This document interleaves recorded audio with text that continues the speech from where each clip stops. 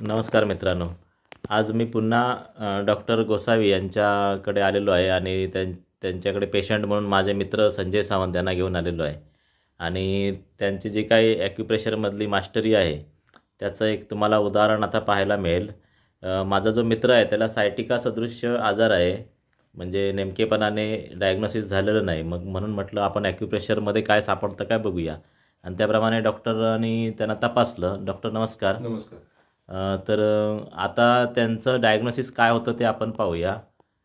तर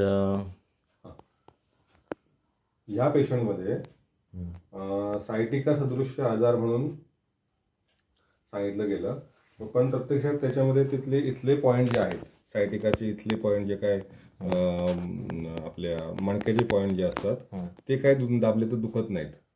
पण ह्या ठिकाणी ही एक न दिसणारी एक शीर असते.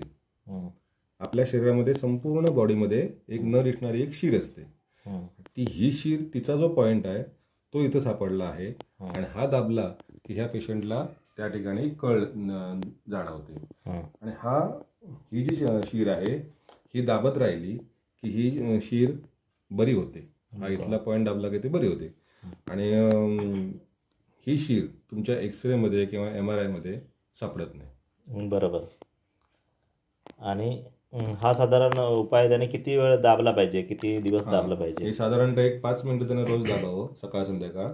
आणि एक 7-8 दिवस दाबले हा उपाय केला की मग हे सगळं आजार पण बरं होणार असं आहे. आणि याच्यासाठी ॲडिशनल तुम्ही आसन काहीतरी करायचं म्हटलं तर ते आपण एक दाखवू शकतो आपल्या प्रेक्षकांसाठी. मला आसन करून दाखवतो. हो. सर्वप्रथम डॉक्टर स्वतः हे आसन करून दाखवतात, त्यानंतर पेशंटलाही जमतं काय बघूया. डॉक्टर बसण्याची पोझिशन तुमची मी पायांची पण दाखवतो. वज्रासनासारखंच आहे. आणि हात पुढे घ्यायचे, असे हात पूर्ण पुढे घ्यायचे. आणि डावा हात जितका जाईल तितका माग असा तिरपा करायचा. आणि मग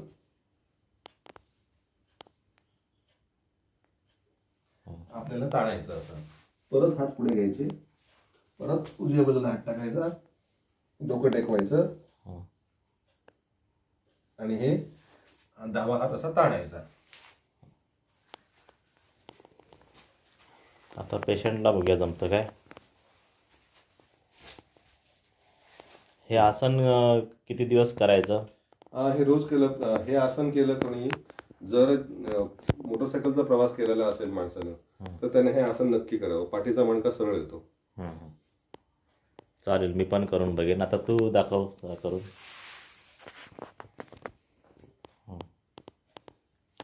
आता ते डावा हात घे, बघूया कुठे.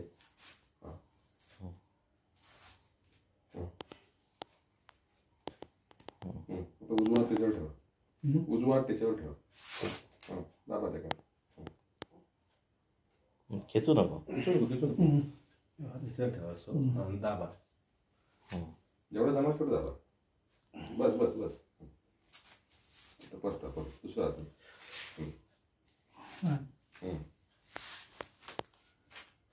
वळवा वळवा इकडे. अजून हात सरळ येऊ दे. डोकं इकडे वळवा. त्या बाजू वळवा. वळवा. असं हो का.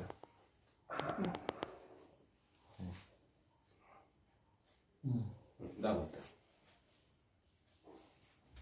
कसं होऊन दे. टाका.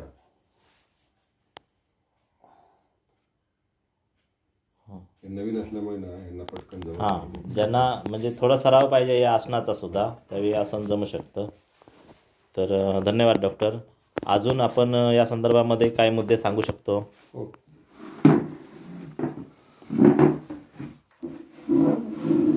पायाचे पण त्यांचे पॉईंट दाखवू शकतो आपण. पाया एक आता ह्या पेशंटचा आणखी एक पॉईंट आपल्याला सापडला, तो म्हणजे हृदयाचा पॉईंट. आता हा इथला पॉईंट त्यांचा दुखतोय. आता हा इथला पॉईंट दुखतो, यांचं काम आहे ते रात्रपाळीचं जागरण करायचं काम आहे. तर त्याच्यामुळे ह्यांचा लिव्हरचा पॉईंट, हा इथला पॉईंट त्यांचा दुखलेला आहे. रात्रपाळीच्या जागरणामुळे लिव्हर खराब झालंय, हे सुजलंय. आता त्याच्यासाठी पायाचा एक पॉईंट दाखवू शकतो. पाय घे. हा पाहिजे. हा बघा, हा इथं एक त्यांचा पॉइंट आहे, इथं इथं दुखतं त्यांना, बरोबर. दुखतं काय? तोंड बंद करून ठेवू नको, हो म्हणायचं. हां दुखतं इथं. हा पॉइंट आणि हा पॉइंट, हे त्यांचे 2 पॉइंट आहेत. हे दोन्ही पॉइंट त्यांनी जर रोज दाबले सकाळ संध्याकाळ आणि फावल्या वेळात असा पाय ठेवून ह्या हातानं जर असा ही जी कडा आहे हाडाची ती जर अशी दाबली, प्रत्येकानं जर अशी दाबली तर कोणाला ऍसिडिटी होणारच नाही. हो काय? हा उजव्या पायाची, डाव्या हातानं उजव्या पायाची कडा दाबायची, तोच हात जरा पुढे घेऊन इथला हा पॉइंट दाबायचा. एकदम सोपं, काय त्यात मोठंसं काय म्हणजे सायन्सच काय नाही. एक छंद म्हणून प्रत्येकानं जर अशी एक सवय लावून घेतली स्वतःला तर त्या माणसाची ऍसिडिटी जाते आणि त्या माणसाला सुंदरपैकी छान अगदी गाढ झोप लागते.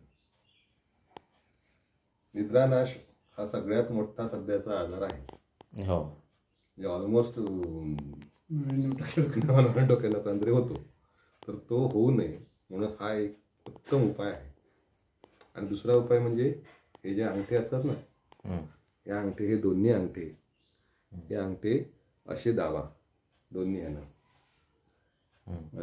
असे दाबा, ओके, असे.